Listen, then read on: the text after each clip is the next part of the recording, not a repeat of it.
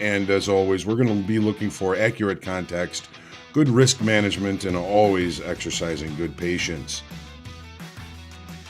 Everybody who's traded has gone through periods of time where their strategy hasn't worked.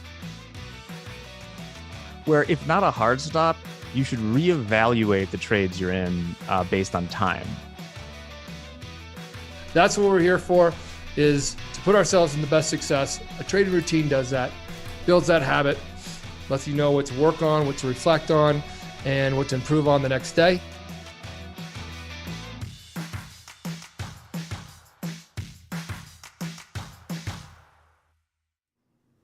All right, good morning. Welcome to Make HOAG Money. We got a couple of minutes before the open. This is me. CFTC disclaimer. What we're doing here today is for educational purposes only. We're not suggesting the purchase or sale of anything that we're doing here. Again, this is for educational purposes. We know that there's a lot of risk in futures trading. These are leveraged products. We can lose more than we actually put in our account because of that. We should only be using risk capital to trade with. And to me, risk capital is money that I can afford to lose. Past performance, of course, is never indicative of future results. And remember, this is for educational purposes only. These are not suggestions for your personal trades. Rules for Make HOAG Money. We do expect kindness and respect above everything. There's always differences of opinions when it comes to markets and what makes them so good. We're going to have a couple of people enabled to talk should they choose. We're all going to be involved in the decision making. Context of any trades you're taking is going to be helpful. We're going to use the chat rooms in Zoom and on YouTube to discuss the trades. I'll poll you to vote for trades. We're going to focus really for now on the MES for opportunities, and we're not going to trade just to trade. We're not taking losing trades today, which is, of course, meant to be a joke. Losses are part of trading. We have to learn to cut them and move on. And any feedback you have for Make HOAG Money is, of course, appreciated and always paid attention to. So we're going to jump here into the charts. There it is. All right. So I'm going to kind of take a look here on the S&P chart with the overnight on it, if I can find it. Here it is.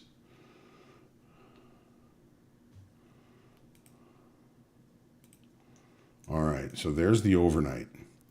So we knew we had a double distribution trend day yesterday.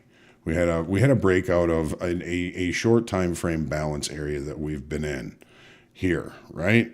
So we closed pretty well. And now we're kind of playing around here in an area of balance. Okay, here's the late balance yesterday. Here's the overnight, which is extended on both sides. And we talked this morning on the prep about looking at this area down here as a potential area for a long. If we're looking to buy weakness, we don't want price to get too deep into these single TPOs here, back into this area here. You can see the low volume there. It didn't spend a lot of time. That's presenting itself as excess below price. Price was too cheap at this level, and it pushed to a level where two-sided trade could begin and continue. So it's continued there all night. Let's see who we've got here. If anybody would like to chat, let me know. Let me see if Rick is here. We don't have Randolph. We've got a couple of people maybe taking some time off. Ben is not here. Will, JT, you're looking for a short. All right. And it's all right. Where we are is largely in range and in value. I don't see any big rush to try and catch an opening range trade here. Our overnight low looks like one of those levels where if we get down there, it can help us limit risk. I would probably look for price to get down below it and then come back in before I'd look for a long. Looking for a short, you may be absolutely right, JD. We did see a pretty good jump in open interest in the S&Ps yesterday, which means that this wasn't a hollow rally yesterday. Now, of course, we all know that that can be destroyed with one comment by the wrong person. One bad comment by the wrong person can take all of that down. So we're going to be looking for opportunities to limit risk with anything that we do. We've got a whole bunch of papers here I'm trying to get rid of.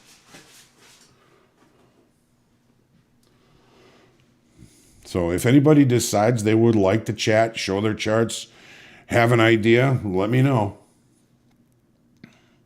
Thanks, Vlad. We need your trade ideas to do anything here.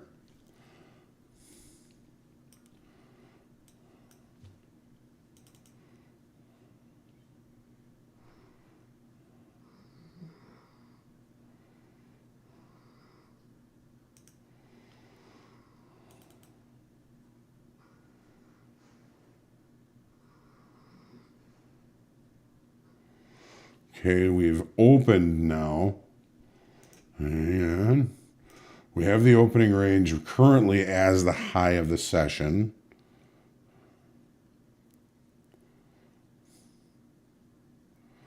Will, this market feels weird. Hi, Mitchie.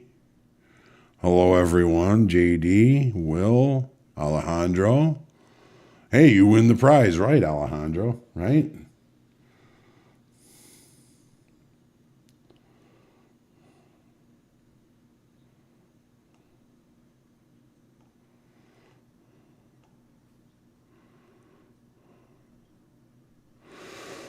So James is saying short at 41.65.75 right here.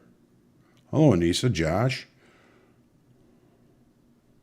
I mean, this is we're kind of in location where we found support yesterday there. You may be dead right. Greetings, Sarah. ES and NQ divergent. Here's the NASDAQ. You got it here somewhere.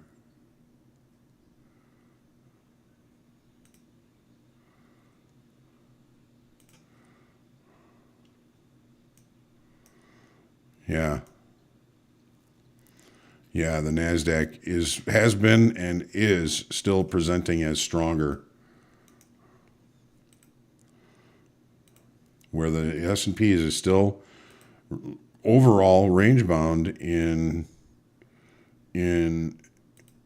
medium time frame. You know, we're looking at potentially rejecting value from yesterday here in the NASDAQ. Overnight low hasn't even been tested.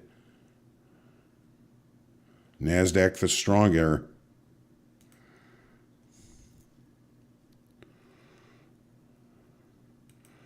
It's NASDAQ the strong, protector of the realm.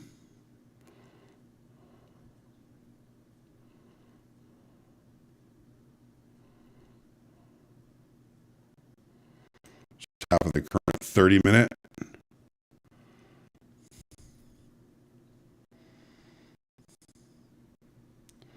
MK is looking to buy the Russell if it holds here. Will wants to. Well, my main hypothesis in both of those markets was, I don't have a NASDAQ profile up here, but if we don't have any meaningful participation below this low, in other words, if we can't hold inside of the single TPOs here, I'm looking for longs. Yes, Grateful American. It does seem as though the S&Ps are stuck. Let me give me a NASDAQ chart up here. NASDAQ profile.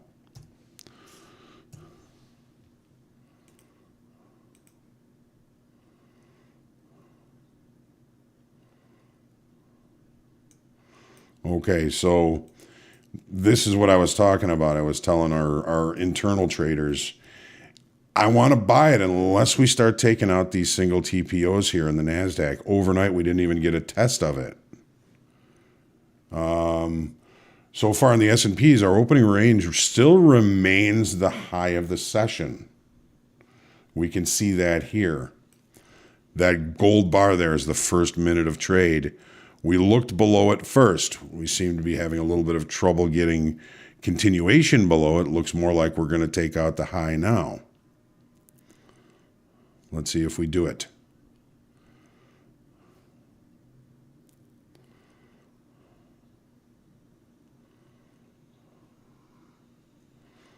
Still the high. I have a 1 minute chart here that should be showing it, which it is not. Well, that's the 1 hour. My bad.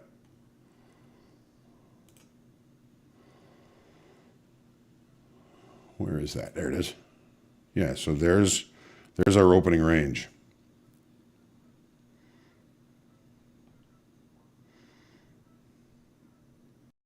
So far, with no real momentum either side. Here's the middle. Oops. High, low.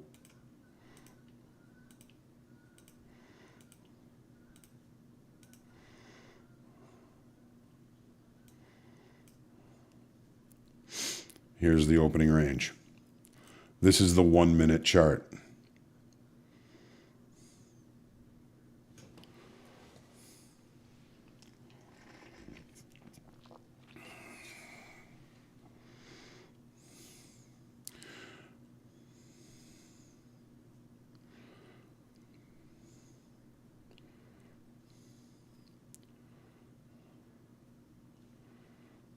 Here we are.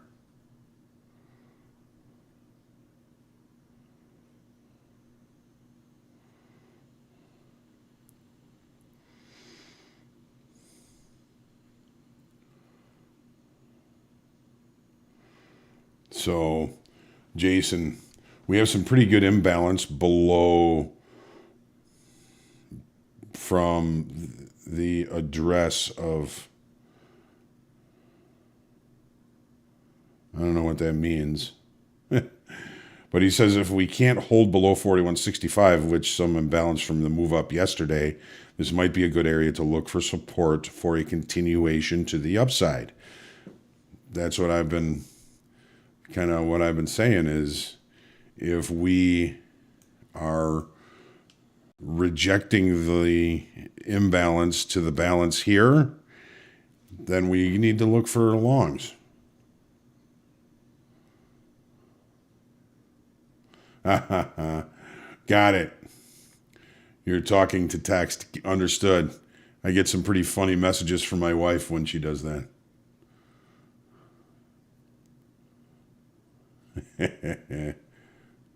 Hello, Daniel.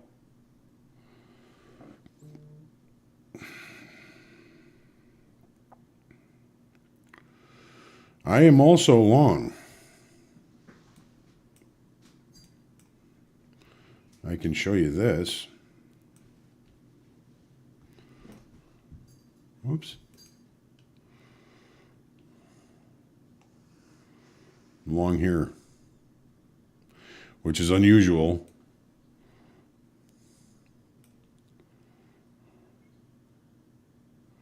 Because initially the opening range was the high of the session, but look what we just took out. This low here was mint.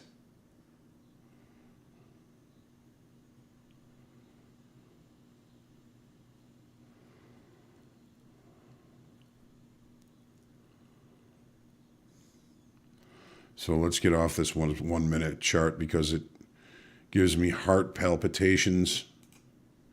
Back to the 30. Currently sitting here at VWAP. James reversed, got long. Got long as soon as it broke out above the opening range. Good, Grounds Hero. So what do we do? We're going to try and look for a long here. The high of the opening range was 41.68 half. So we're going to look for a long at 67 if we get a pullback to that level. And we'll take 64 as a stop, which is below the low of the session so far. Let's get it. Will's not seeing a lot of business coming in, and neither am I. I mean, we've got some economic numbers coming out here at 9 o'clock, at least existing home sales. We also have, we had Jefferson and Barr spoke at 8:30. We also have Logan speaking, another talking Fed at 9 o'clock. So existing home sales and a talking Fed at 9 o'clock, then nat gas after that. And that's it for the day. Tomorrow we have Chairman Powell speaking. We have 3 talking Feds on this schedule. No major economic numbers tomorrow, but we do have talking Feds, including Chairman Powell. We didn't get filled. My brother would say I was being too cheap.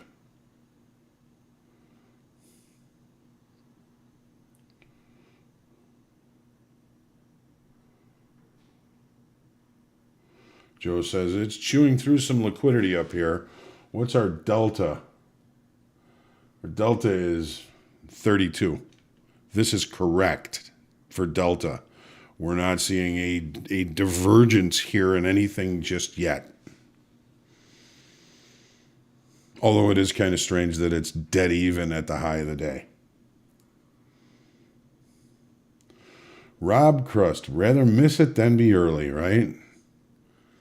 How many times have we done that? We look at an opportunity, we think we're not gonna get filled. We get in at worst trade location, our stop ends up being where we really wanted to get in and we get stopped out. And then the trade plays without us. It's like getting punched in the head twice.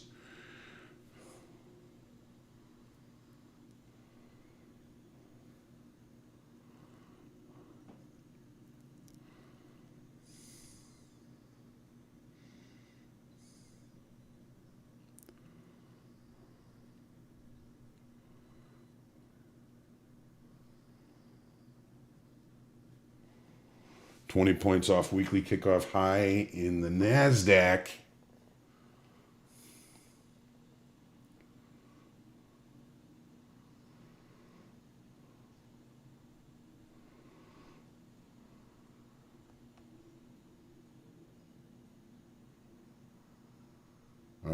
Joe, are you talking to me?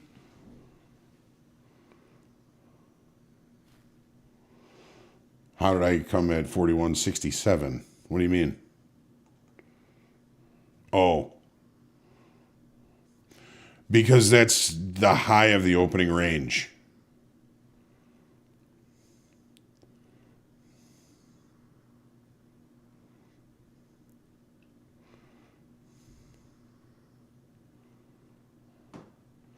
And it lets us kind of limit our risk too. I mean, you know, if we take out the low of the session so far, that's 3 points.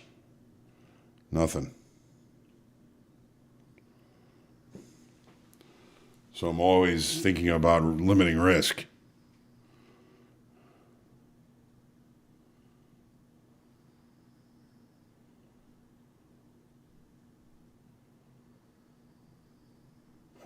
Well, no, I don't think he's digging up his silver in the backyard here just yet. Oh, come on. But I don't want to chase it. Yes. Jeff, isn't that what it feels like? You know, you're looking at an opportunity and you think it's not going to get down there and you get in at worst location. You end up putting your stop right where you want it to get in. It takes the stop and then goes your way. That's a quote from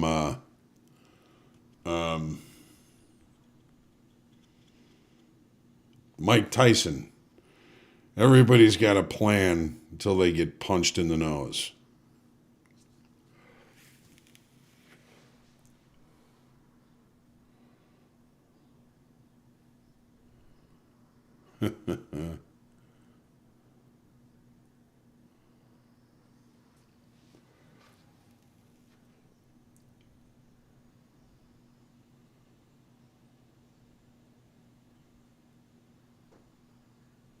Yeah, it depends on who's doing the punching.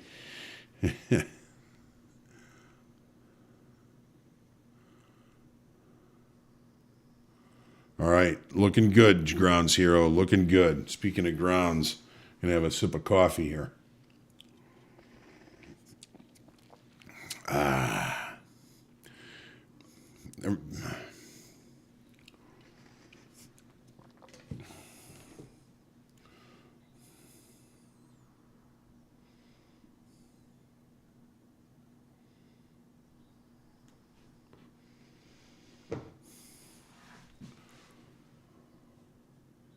NASDAQ.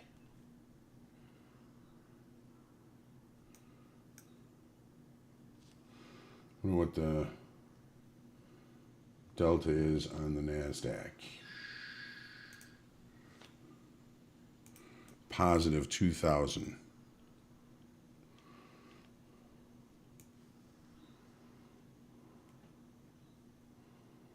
Rocky Marciano is your hero.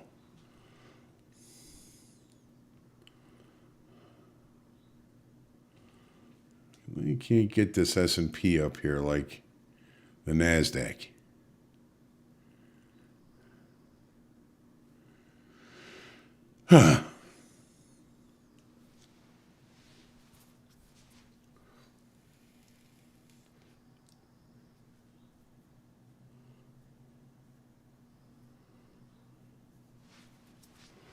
Let's see something here. Here's the NASDAQ.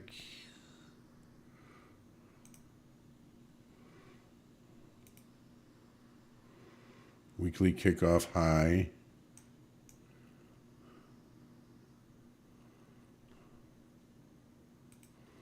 S&Ps.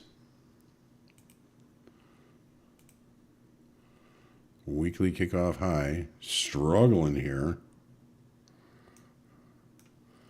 Because it's still range bound.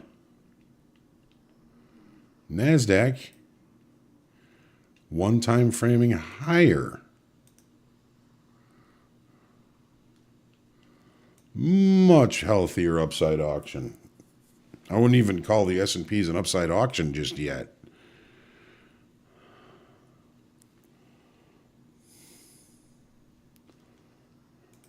Dow.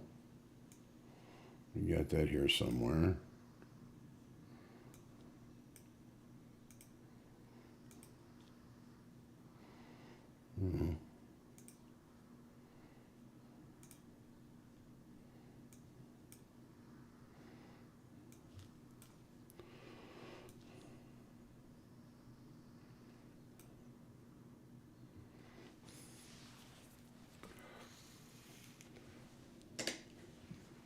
Let's see here.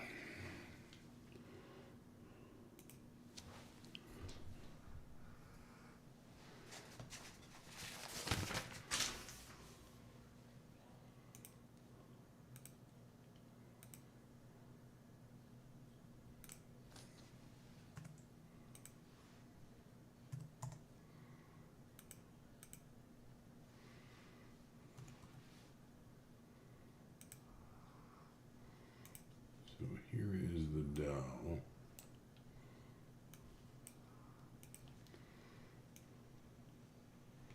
Oof. That is taking out a lot of these single TPOs. This is, I would say this is the weakest of the three amigos.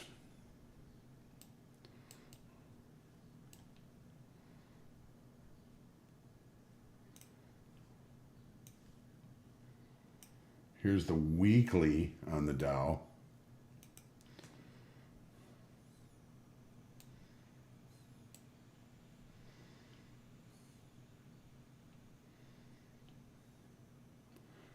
Definitely the weakest of the amigos. Hope that doesn't bring us down.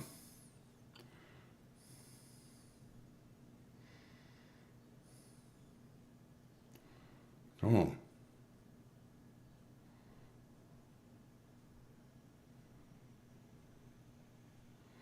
Couldn't hold VWAP.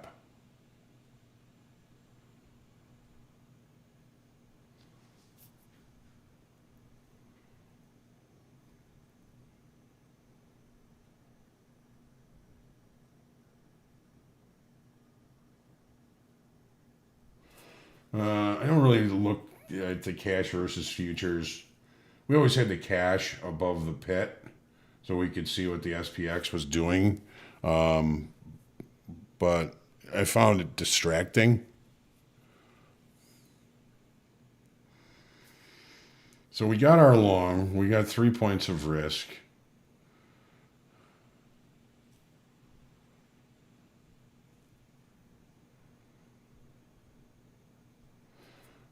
Okay, you like the Russell, do you?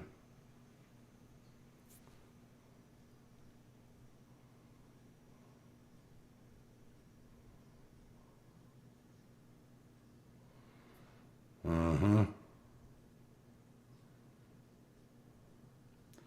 Point of control from yesterday. Landon is pointing that out and kind of traded right to the point of control from yesterday and came off.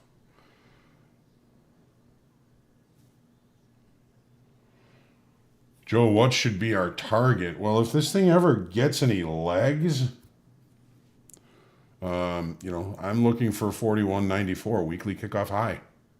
I want to see the market get up there and test that point of control, which is, let's see if I got enough on here.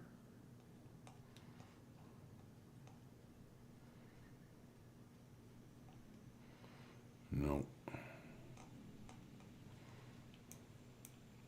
I can show you here, though.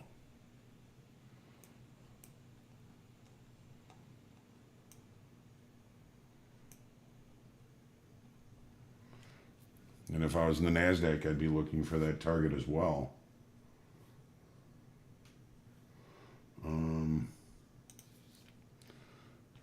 Here's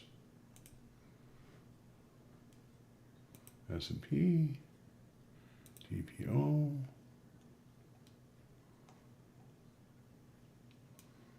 So there's the TPO point of control. The weekly kickoff high at the time was 42.06. It traded right to it and then came off very nicely. That was a great trade. And then I'm looking at the point of control from the day that it traded to it, because it was a pretty prominent point of control. It's 1, 2, 3, 4, 5, 6, 7, 8 TPOs wide at that level. Not really prominent, but prominent enough. So that's really where I'm looking at the market and looking for it to kind of test into areas where I'd be looking for longer time frame traders to really be thinking about making an adjustment in their inventory there. I mean, the last time we were up there, they adjusted inventory up against that weekly kickoff high, which was 42.06. Sellers came in, the market closed really bad. We opened, leaving the opening range the high the next day, and then we just continued to look lower. So that's our recent high. And I wish I knew for sure if it was going to happen.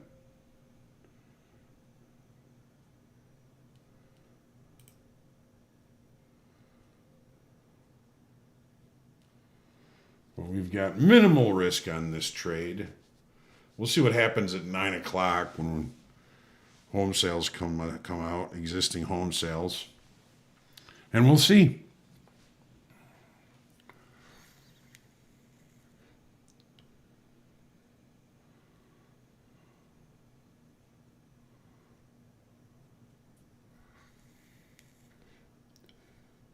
Chad, there's always lessons we're learning, right?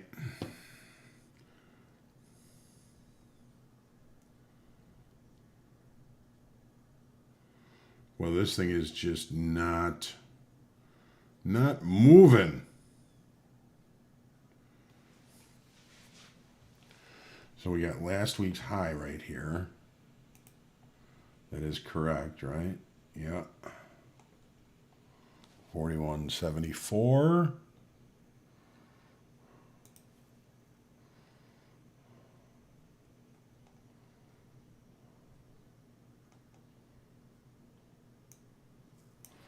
And that just really put in our high here.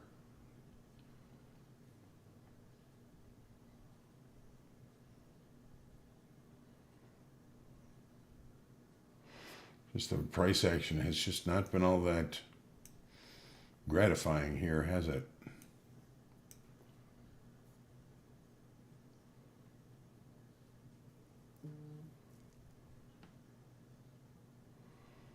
So you got liquidity at 73 and 64, which is where our stop is here.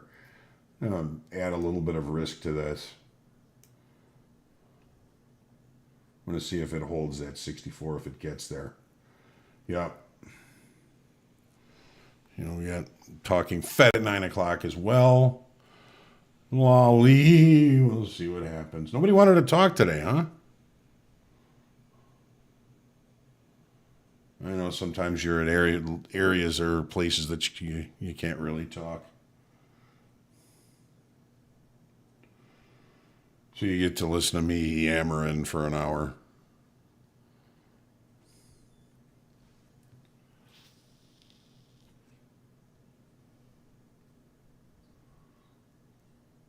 So here's kind of a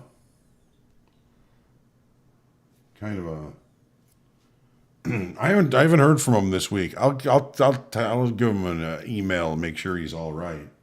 I was wondering that too.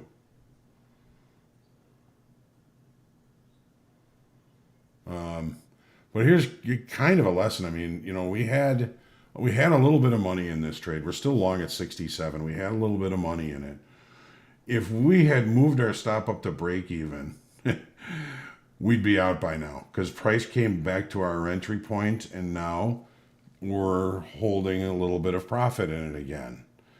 So that's why I'm so cautious not to move my stop until it comes to a point where I'm protecting profit, not just removing the risk. Well, Jeff, we've been working on Top Step TV, which we're hoping to start next week. We found a better production system, so we're going to be starting probably 3 hours in the morning. Bringing in traders and doing some live trading with Michael and me, and we'll start with the prep and we'll go from there. Okay, Joe. It'll be a pleasure to have you on. Hope Lacey gets a segment. She gets a segment of everything.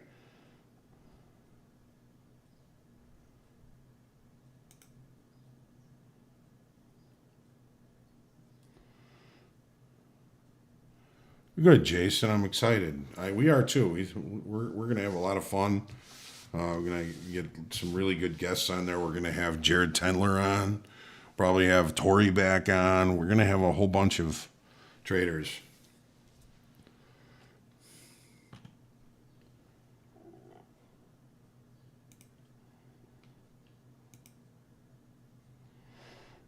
Well, right now, you can hear. Hey, there he is, Joe. Yeah, Greg, we're in at 67. We're long at 67. Can I share? Of course. Let's see what you got there, Joe. How you doing? I'm doing great. Awesome.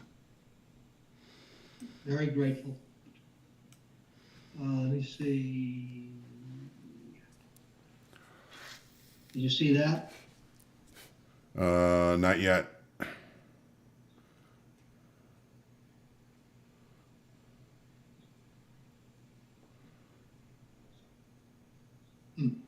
Not yet, huh? Mm-mm. You got to share screen, pick the screen, and there it is. then you got to hit share screen again. There you go. Now we got you. Okay. Awesome. All right, this is book map off usually. Let me go back to the open. There's the open right here. Mm-hmm. So we're consolidating in this area. Mm-hmm. I'm going to zoom it down to a micro level, which you hate. These are the two big liquidity areas. This would be the target if you're long, first target. Sure. And then there's liquidity down here. Ostensibly, these are buyers. We don't know if they're short covering or whether they're initiating. We don't know that. These lines in here, I mark these lines because these are whenever the volume point of control, Moves. the developing volume point of control changes. I mark them because they tend to be good reference points. Okay. Right now, the volume point of control is at 68. My developing VWAP, today's VWAP is just above that, 68 and a half-ish. So that's where we're at. As you know, I look at a lot of, I've got information that away from the screen that tries to guide me as to what, for the context. Right. I'm out of this market. I don't have any trades. Nothing on, right? Because everything is very, very mixed. There's 2 times as much negative volume flowing into the NYSE, and the NASDAQ is just the opposite. Right. Positive volume. Everything's going opposite directions. So I've got some other sources here I look at too, which I won't go into, but suffice it to say that my information is very, very mixed, which keeps me out of a trade. But that's where I'm at. All right. Thank you, Joe. We're starting to get a little bit of negative delta now. We're negative 1,700, and we're still in this tiny little range. Now, the color of these dots indicates delta on the trade. For instance, this here, this dot here traded at 68.50, 231 contracts. And on balance, that's a delta. Right. Positive Those delta. delta bubbles. Yeah. I do like those. I do like this tool. I may have to get this. This is the free one from us. Trade, yeah. It's very, very, very stripped down. You don't need much, right? Hold on 1 minute. That's me. I will mute him.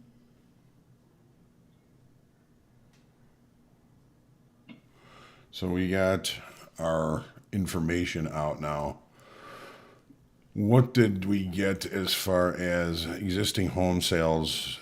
A little bit lower than expected, and last month's was also revised lower. They were looking for 4.3 million. It came out 4.28 million, and the revision from last month was revised just 10,000. So a little bit of slowing down here in home sales, existing home sales. Logan is speaking, and he's not really seeing anything from him here just yet.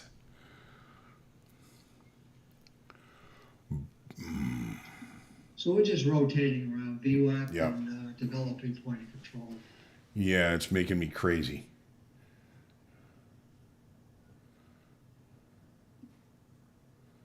Jamaican me crazy. Now, I want to ask you a question. Uh-huh.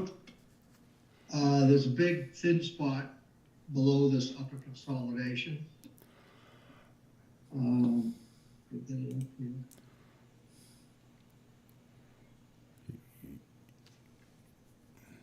Yes. Okay, can you see my screen? Mm-hmm. Okay, this is the upper consolidation you were talking about this morning in Right. the introduction. And this is the thin spot you were talking about. Yep. Hoag, isn't it fair to say that this is where the stops are if you're short? I mean, if you're long? Where the In this, especially the beginning of this thin spot. I mean, if you're long, you get your stops under this, yes, under this but profile. but you can also be one of the lemmings because you know that there are going to be some stops in that area. If we get down there, you're going to see a whole bunch of stops initially. Yeah. And then it's the continuation or maintaining some time inside that low zone there that marks a possible change. Yeah. So I would look for the stop run as we get into it. If we like take out our overnight low for instance, there's going to be a whole bunch of stops there. So there's potential fuel. Yes. And then, so if you're long, you want to put your stop outside of where everybody else's stops are going to be. That's somebody mentioned lemmings this morning on the prep, and that's what I used to call that. Is you get caught in a lemming trade. Everybody in your time frame is already that direction, and you join them, and then you get whacked when they all fall off the cliff.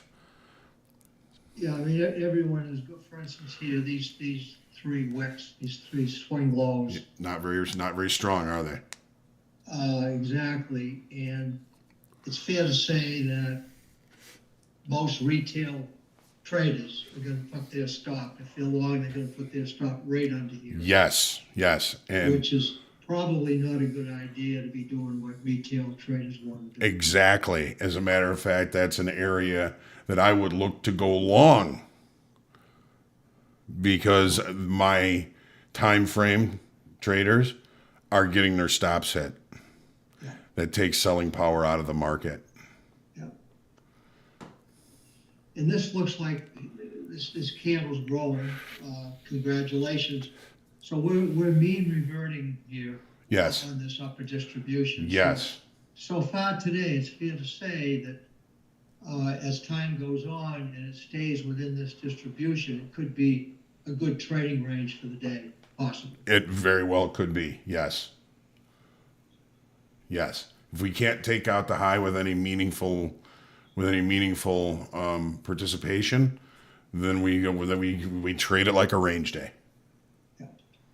Okay, this liquidity that I was talking about, see it? Yeah, we took it out.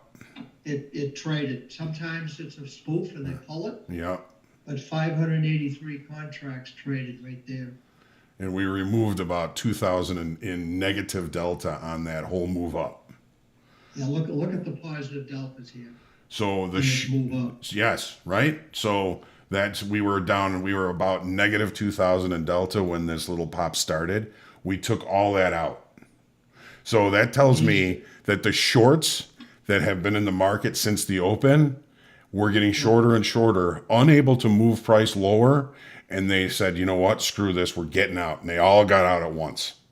Yeah. Which they tend to do. And that could be this liquidity. All right?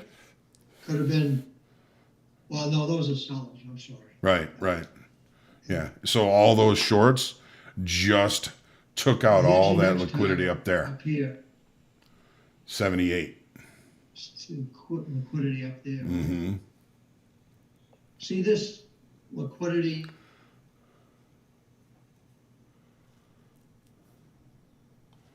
Did we lose you, Joe? Did we lose you, Joe?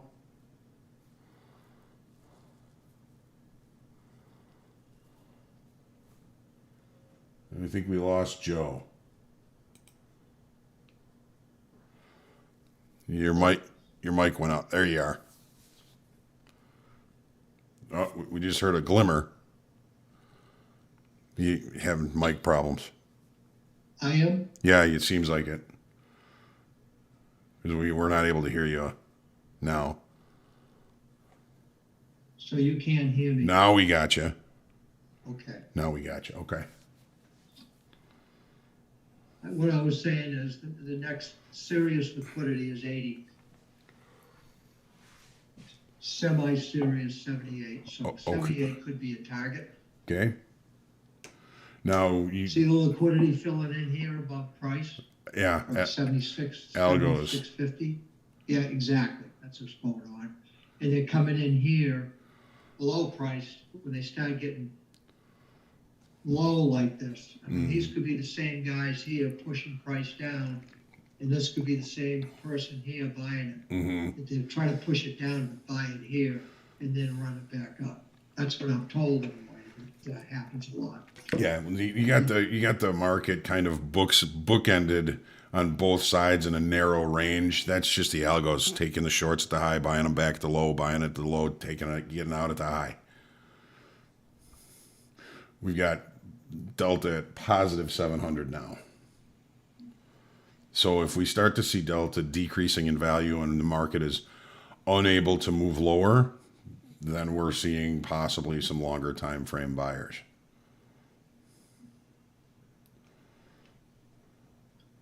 I listened to a guy that traded in Europe, professional trader the other day. Mm-hmm. He was back in the day when, they had their pit going, Mm-hmm. like we had our pit going.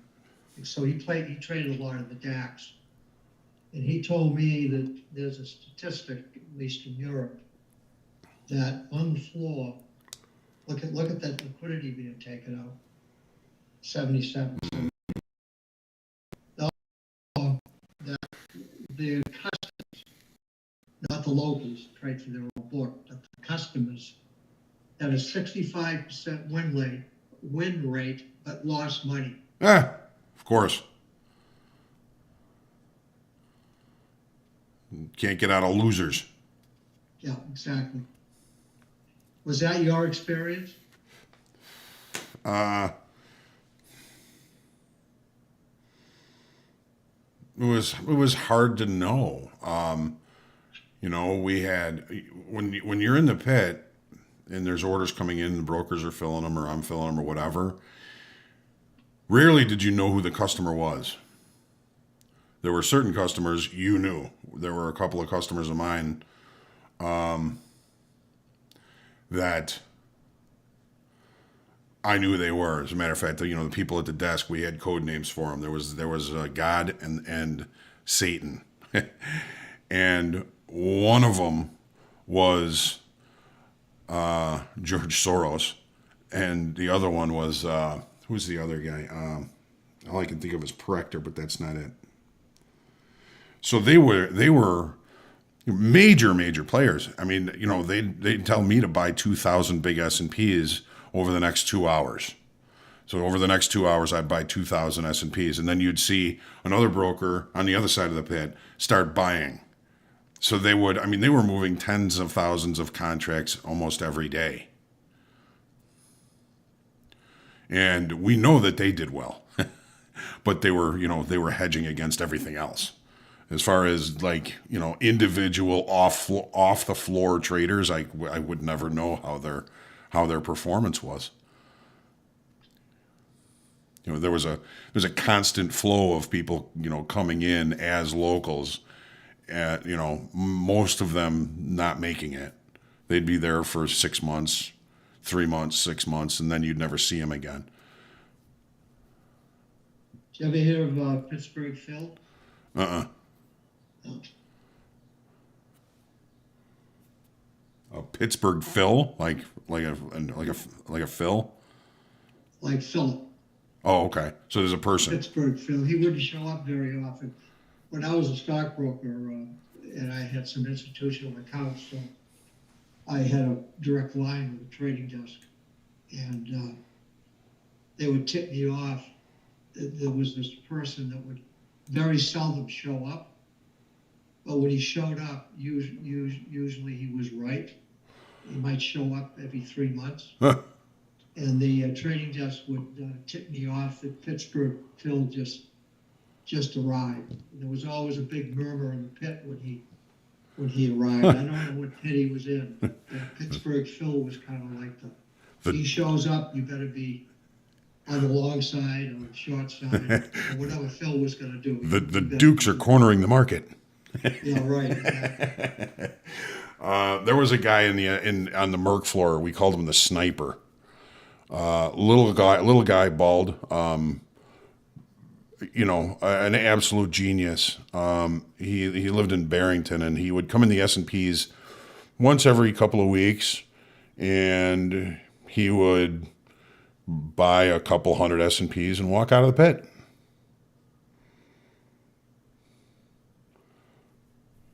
And We were lucky to be part of that history, Hope. oh yeah, it It was, is just fascinating. it was. I mean, the stories and even the stories that my dad told. You know, he was on the grain floor for 40 years. I was on the floor of the Board of Trade when I was like 6. And the characters and the stories and everything, it's just incredible. It's sad that it's now a bygone era, but we still have the markets, we still have the opportunities here, and we're doing it. What are we doing with our position here, folks?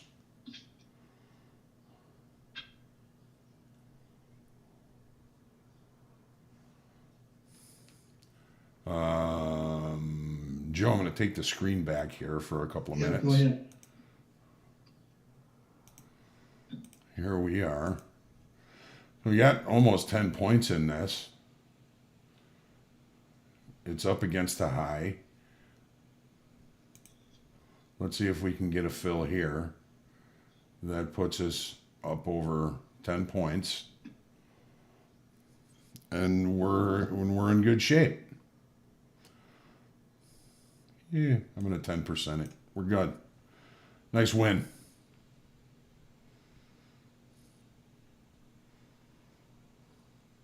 Nice win.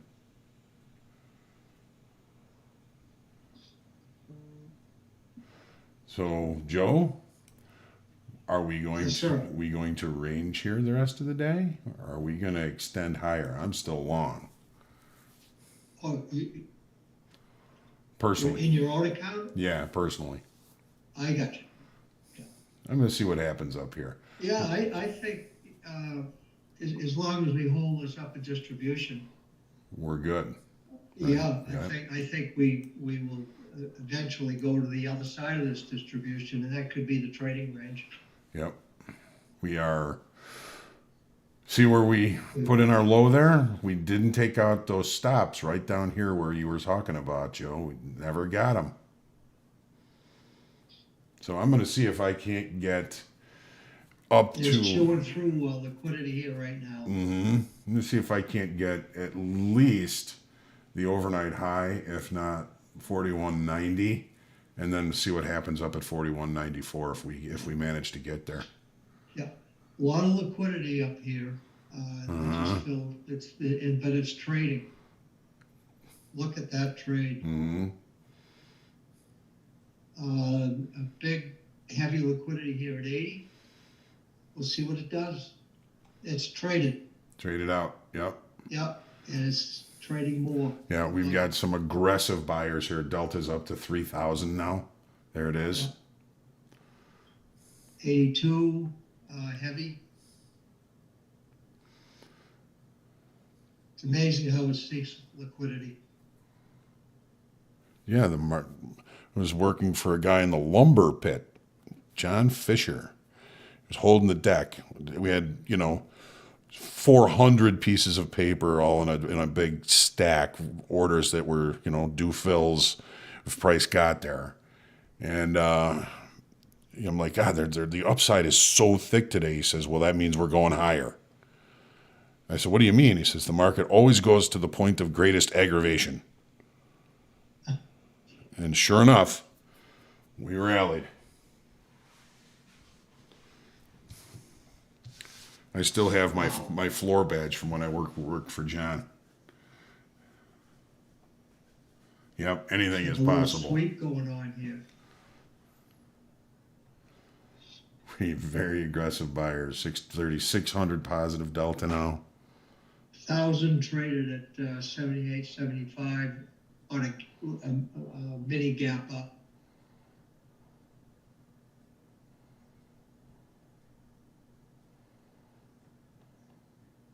Well, at least we're getting some action here, huh? For sure. Woo-ha! Most of the deltas are green.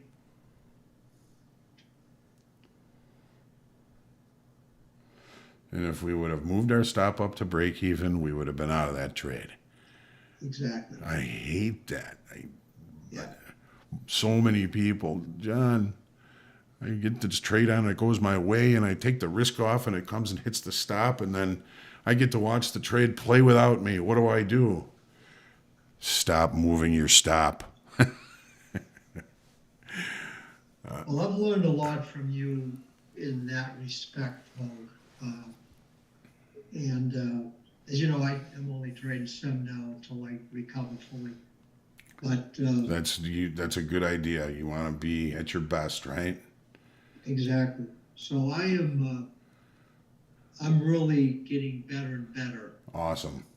at once I get risk neutral, like regardless of whether I get risk neutral, I'm especially when I get risk neutral, I let the trade go because I don't have anything to lose. Right. And I've had it's amazing how you can go to the other side of the profile and have a 10, 15, 20 point winner. Yep. And you have to fight that old axiom, you never go broke taking a profit. That's cost me more money in Right. hindsight Right. than getting stopped out. I mean, there's good arguments for both sides of that, but people that learn to hold trades will say, yes, you will go broke taking a profit. Yeah. Just let her go. Look at Well, that. it is chewing through liquidity, Look at that. and they're not pulling liquidity. 87, 88, next liquidity, but it just took out 80, 85 liquidity. Like it wasn't 5,200. even there. 5,200 positive delta. Very aggressive buyers here.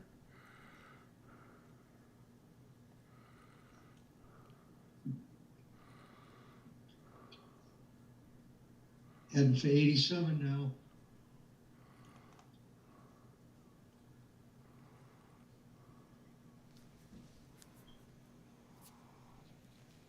That's interesting. You would have been taken out of this trade if you moved it to. Mm-hmm. Yeah. Yeah, I was gonna, well, I have to move on pretty soon here. I was gonna end the make HOAG money session. That's the only reason I took that trade out, but we maybe should have set up something where we could manage it throughout the day and talk about it later. But it was a good trade. I'll take it. Boom. 1,200 contracts. 86.50. It took out that liquidity in one trade. One boom. Yeah. It's filling in 88. 88's got some. Yep. Half. Well, good day today so far. Joe. Yeah, you're still long in your own account, right? Yeah. Yep. Good for you. Yeah. I've over the last week and a half, I've done so little. Yesterday was a good day. Today's not looking bad.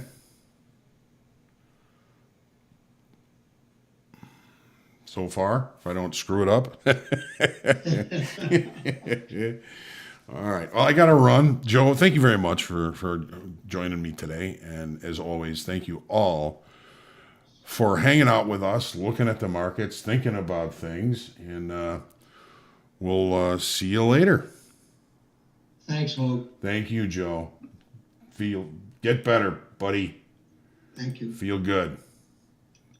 See you soon.